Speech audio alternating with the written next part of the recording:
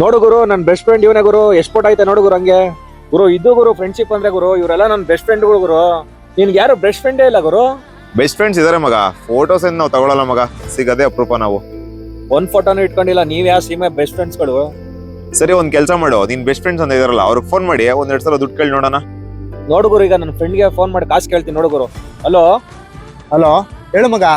ಮಗ, ಅರ್ಜೆಂಟಾಗಿ ಒಂದ್ 2,000 ಅಮೌಂಟ್ ಹಾಕೋ ಮಗ. ಮಗ, ನನ್ನ ಹತ್ರನೇ ₹1 ಇಲ್ಲ ಕಣಲ್ಲ, ನಂದೇ ಸಿಕ್ಕಾಪಟ್ಟೆ ಕಮಿಟ್ಮೆಂಟ್ ಇದೆ. ಸರಿ ಬಿಡು ಮಗ, ಆಯ್ತು. ಇಲ್ಲ ಅನ್ನ.